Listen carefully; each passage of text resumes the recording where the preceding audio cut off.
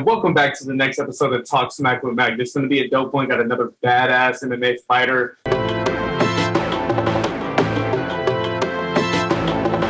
Are you ready? Let's talk smack. Sarah, how are you doing? I'm doing good. How are you? I can't complain. You know, I'm sitting down talking to an absolute badass. So it's a pretty good day for me right now.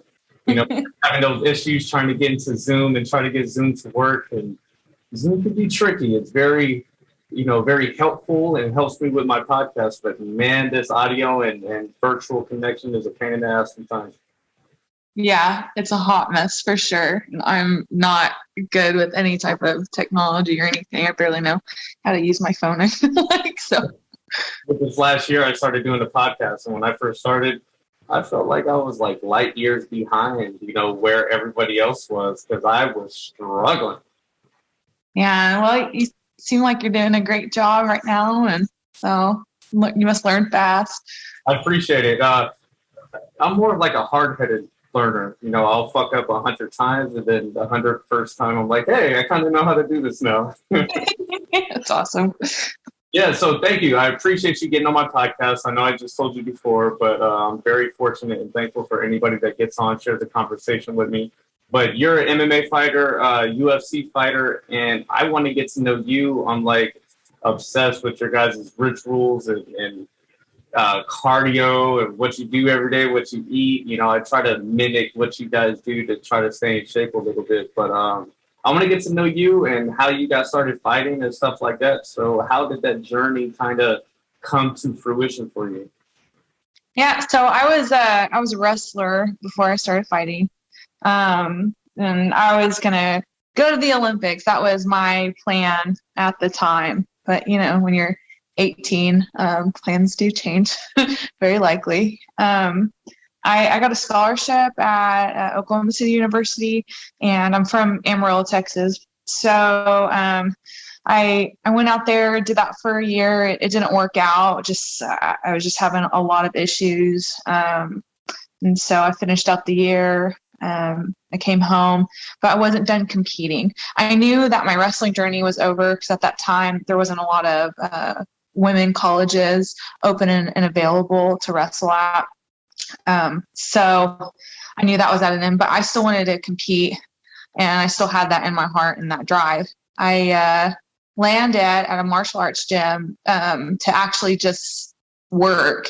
I was looking for a job, and that an instructor, he saw something in me, and he was like, "Do you want to fight?" And I said, "Yeah, I want to fight." And then that's where that journey began. I didn't think I would get as far. Like in the beginning of it, I wasn't like, "Oh, I want to be in the UFC," but it wasn't an option for women anyways until Ronda Rousey entered, and then it was like, okay, that's what I wanted to do. So I changed my goals, and now I'm here. I'm living the dream. And right, that living the dream is definitely when you make it to the top promotion and things kind of happen the way they have, especially like you said, you started and women's MMA was not really on the scene compared to where it is now, or the last 5 years. It's blossoming into a badass lane. Most of the time, in my opinion, at least as a fan, I feel like women have more to prove when they step inside the octagon.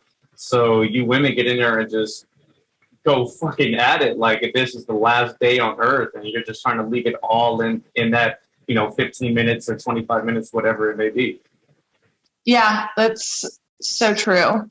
I feel like we have a lot to prove, and we just give it our heart and soul and everything that we got. And it's yeah, I feel like some of the women that we really we put everything out there, So when you joined that gym, you said you were a year removed from a year out of high school, did a year in college.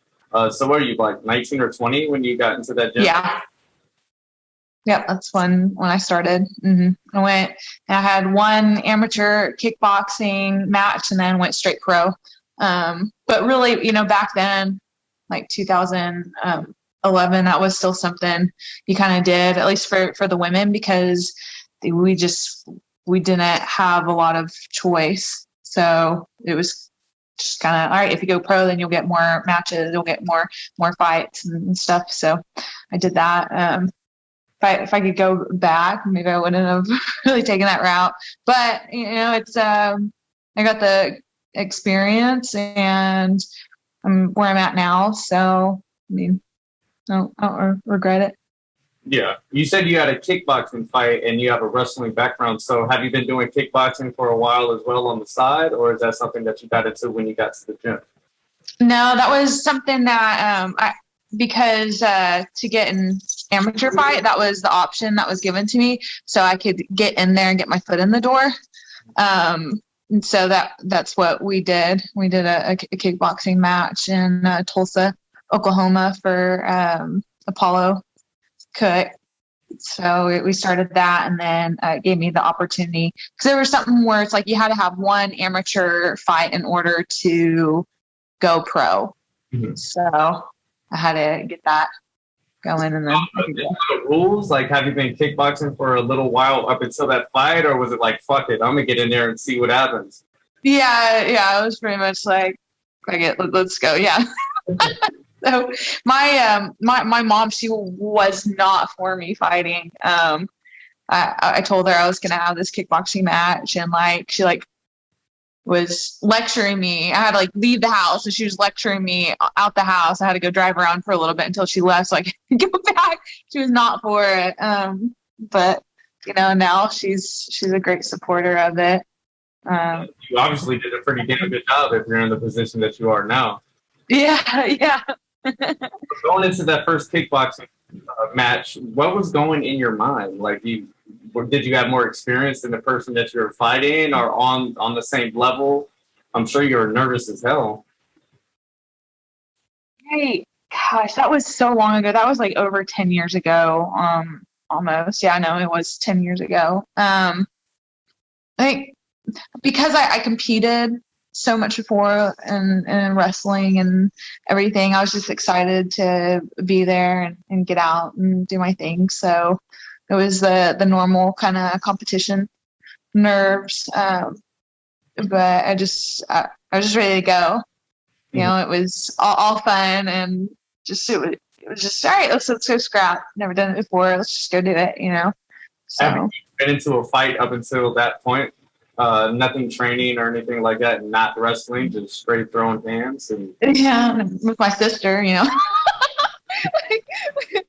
little sibling fights and stuff like that.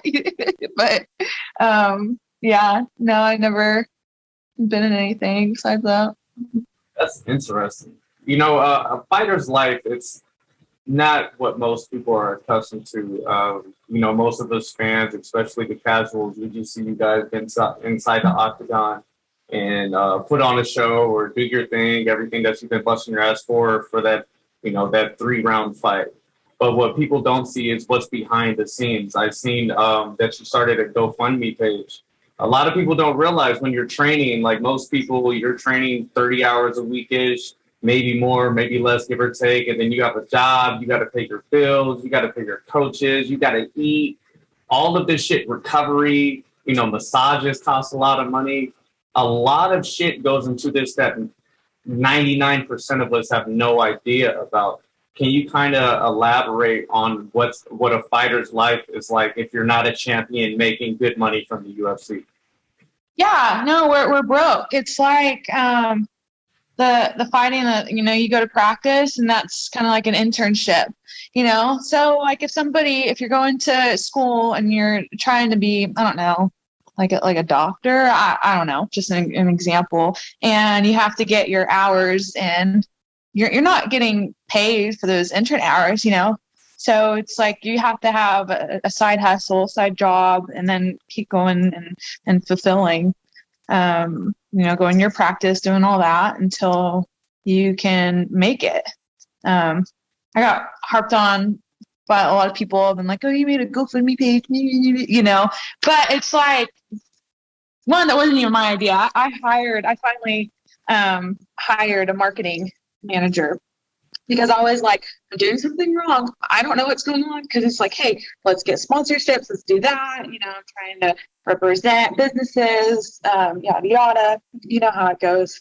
And it's just, even with COVID and everything going on, it was just really hard to kind of get that trade-off and get that going. So I was like, I don't even know what I'm doing. I'm fed up with always dealing with this. I want to fight. I just want to train. I want to get focused. I have, a whole bunch of other shit going on. So I asked my friend who does that for a living, marketing and stuff for a living. I was like, I need some help. Do you know somebody or you need help? And she took me under her wing and she's like, let's do a GoFundMe page. You have friends and family who want to help you, but they really don't know how. And you need this to be organized. So let's put it on this GoFundMe. Let's just set a goal. And the goal she set was like high. I was like, oh my gosh. I was like, yeah, right. That's never going to happen. Okay. But even with that, like I was supposed to fight in May and my opponent, she got COVID. It's just what's going to happen. That's just something that's going to happen. It's no one's fault. And you don't get paid if you don't fight. You don't get paid if you don't, show up and make way. And I didn't even get a chance to make it out to Vegas to weigh in. And so it was canceled. I got rebooked, but I needed that purse. And at that time, like I was like right at my limit where I was like, okay, this is working out here. And then here's my fight. Okay, we'll be good for another, few months until I can fight again. And that didn't happen. So it just screwed so much up. So I was really struggling. And I needed help. And so then the GoFundMe came and then just, I don't know, God's blessing. I tell you what, Really, it was all God's blessing. Really set you up differently after the GoFundMe page because it kind of relieved a lot of the stress of there. I got to pay my bills and pay my coaches and eat. Oh yeah, a ton of stress. That helped me out so much, because before I was struggling to even get more hours and figuring out, all right, how many, what's the maximum amount of hours that I can work, but I still need to be able to like sleep and eat and train. And, there's a huge process with that. Your body is your work. And so you have to be very organized to get it done, or else like, if you're getting like 5 hours of sleep a night and then you're going and training full time and doing and work, all that, your body's shutting down, like this you have to take care of yourself and everything has to be very organized. And so I was like trying to just figure all that out and then make a living and barely getting by. People were like, well, why don't you get a better job? Oh, okay. Yeah. Well, like, let me go apply and just get a really good job. Thank you. It's like them being like, don't be sad. Oh, thanks. I'm not sad anymore. It's wild. So the GoFundMe helped me out immensely, helped my family out. And, I feel good. I'm ready to fight now. Yeah. Now you can actually focus and really chase your dreams without all the background noise affecting you. I've noticed that most up-and-coming fighters or even established fighters that are trying to break those rankings and stuff like that, they deal with financial burden the entire time, which, I mean, we're all human. I can only imagine how much that affects you when you're training, when you're in the octagon and you want to perform. I know damn well you go sign I believe it's like a 10 for 10 with the UFC. But if you go in there and you get fight of the night, you get your $50,000 bonus. That's fucking life-changing for anybody chasing this dream of fighting. So I know that's that added pressure of, hey, I got to perform. Then that leads to anxiety and stress, and you're sleeping less because of the anxiety. So there's so much shit piled into being a fighter. That's why I have the utmost respect for you guys. Not only do you get in there and you fucking get punched in the face over and over, but you also deal with the stresses and burdens of life, and you hide it and still chase your dreams. It's very admiring. But how much does that, I guess that fight of the night bonus light a fire under your ass to go in there and really perform. Yeah, I was thinking that the other day too. I was like, how that Friday night bonus would be so nice. It'd be so great, you know. I dream about it, you know. It's like, oh, if I can just perform so much. But really, I mean, when I get in the cage and there at the end of the day, it's like I'm not there to just like fight for, you know, money. I'm there to fight for so much more. One, for the love of it, because I just love doing it. Two, for, you know, everybody who supports me and looks up to me to that, you know, I fight for that too. My biggest goal, like I would love to be able to go and talk to schools and talk to like middle school kids and just like let them know what their worth is and let them like know like, hey, you are something, and know where their identity really lies. And I just feel like if I can get more wins and get more like a status, that can get more like I guess like attention brought for my performance and stuff, and to grow, that I can be able to fulfill that and go and like and speak and just and help people who, you know, help kids who need like a hero or, you know, have problems, because so many do, especially with this pandemic stuff going on. I mean, it's a real mental fuck for everybody, you know.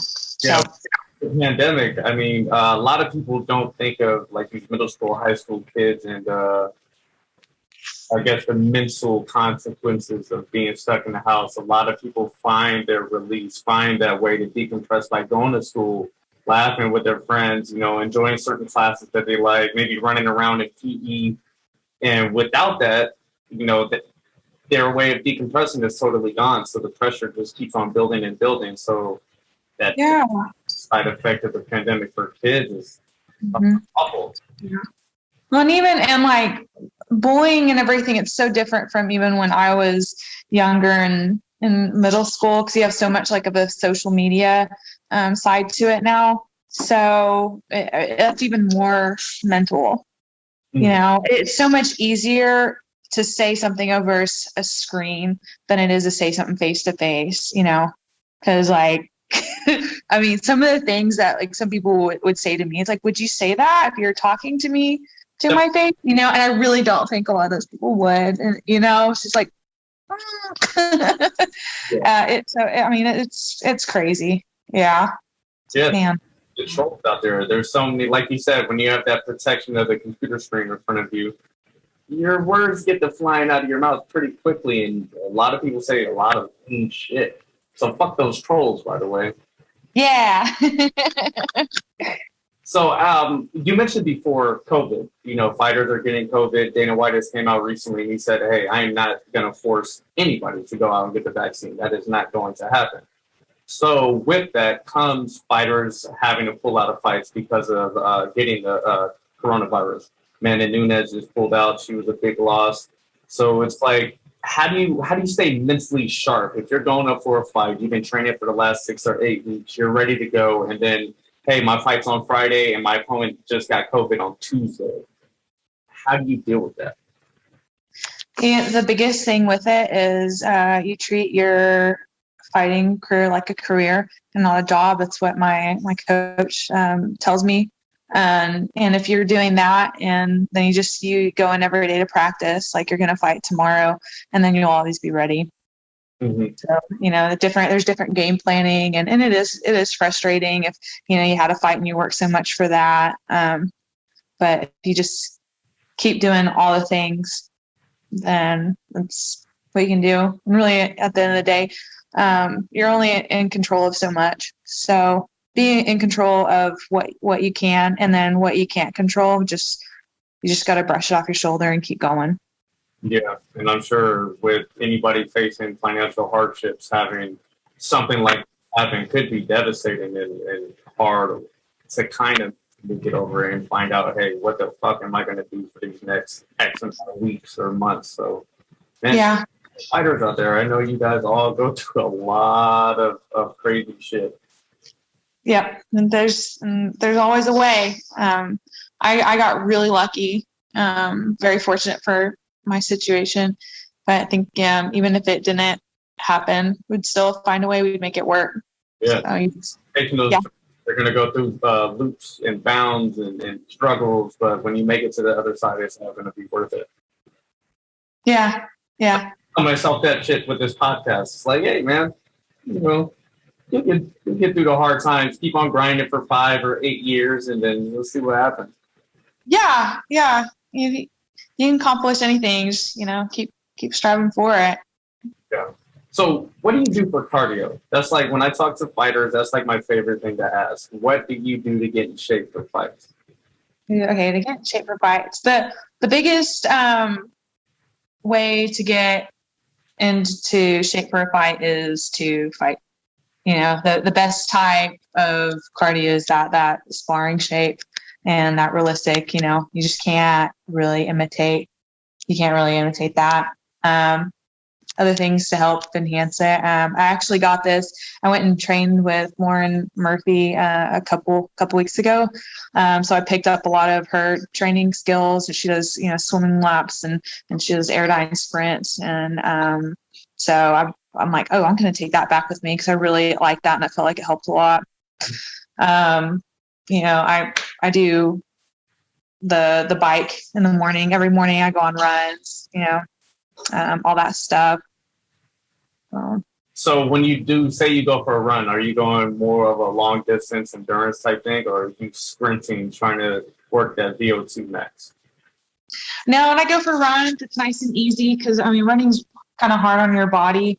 So I take it light, and that's me for like a mental state, and just to burn some light calories. I don't have to go fast to do it. You have your fat stores, and when you reach to like your certain heart rate, it transfers it over and starts burning your carbs. So I keep my heart rate low and just kind of enjoy a nice little run. And then I'll go back and forth between that and the bike, and then finish up, take my dog for a walk. And I just I really try to stay present. I'm trying to stay with like how today is and thinking positive and just acknowledging to myself that, I'm a great fighter and I'm doing great things, and just, I'm being gentle on myself during that time and being kind. So that's helped me a lot mentally, physically. Just if I start my day and I just, I'm kind to myself, it leads to something better. So. Yeah. It sounds like a good time as long as you're nice and easy, and like you said, treat yourself nice. I'm sure your body responds pretty well too. Yeah. All right, so there's only so many hours in a day, and I'm sure you're not spending 24 hours inside of the cage. What are some things that you like to do that's not fighting related or preparing for a fight? You're asking, so if I'm not preparing for a fight, what am I doing? Mm-hmm. Yeah. But actually, I really enjoy, I work at Starbucks as a barista, and I enjoy my job. I like it. And Starbucks, the company, treats their employees really well, and it's a different type of scenery. Like none of those guys really know anything about fighting, it's a different vibe, but I like it. So I do that. I hang out with all my animals and stuff. I'm kind of more of an introvert, honestly, like over the years and just everything that I do. I kind of just like being a homebody and chilling, reading, a good book, or, just being away from everything social because. Boys. Yeah, I can dig it. I've noticed as I get older, I really, really like being, with myself. I enjoy my own presence. Yeah. I don't mind like going to a movie by myself or eating by myself. It used to be something super awkward for me to do, but I actually enjoy it a lot these days. That's something that I've been talking myself up to. I'm like, hey, man, I really want to see this movie, and then I don't have anybody to go with, and I'm like, fuck it, I'm gonna just go by myself. Yeah, and it's kind of nice, just chilling. Watching a movie, don't have to worry about anything. The crowd looks at us a little bit and they're like, look at this fucking loser. Meanwhile, we're like, yeah. Right, yeah. Exactly right. Yeah. So I love to sing. I like the karaoke. I'm not really much of like a drinker partier anymore. I'm pretty cautious about my health, and my husband, he's 7 years sober too. So we just kind of stay away from a lot of the party kind of scenes, and I give that respect to him. But I don't mind, like, keeps me out of trouble, and I'm cool with it too. So Going out and partying just costs so much money. Anytime you want to have fun, it's just like, ching, show me the money. If you're drinking and partying like that. yeah, it gets really expensive. I would rather kind of go to someone's house for a barbecue or something, than kind of go out and just not huge in that scene anymore. I mean, I'll go, but I don't know. It's just Yeah, the feeling that I have to hold myself out of the house to go do things, because I understand getting my face out there and meeting people and networking and blah, blah, blah, all that shit. I have to do it. It's good for what I'm trying to accomplish in life and chasing my goals and dreams. It's such a pain in the ass.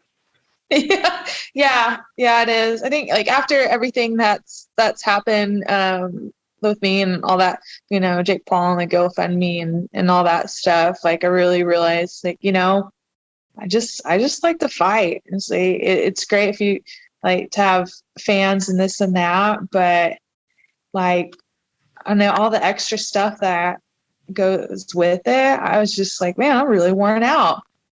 Like within a few days of all that happening, I was just like, I'm exhausted. People do this every day. Yeah, I can only imagine like the people that really like to drink, and because when I drink, if a little bit older now, I've been doing it for a handful of years. I know when to say, all right, I'm done, because I'm gonna feel like shit tomorrow. I don't want any more. But there's people that just throw them. Yeah. Sick. Yeah. It's not even a tomorrow thing. It's like for the next 3 days. And then I'm like, oh, I think I pulled my back out again. Oh, great. I just feel so old. You pass out anywhere other than your bed, and then, like you said, there goes your back, there goes your... Yeah. I said, once you get past about 25, 26, you got to start counting your drinks. That is so accurate. Yeah, to a T. Yeah. I like to have a good time. I really do. It's fun. So, if I go out, like, we going out, but like, man, I just getting old. and like you said, 3 days, you can't lose 3 days of training or 3 days of recovery and just sit there and bullshit. Yeah. Yep.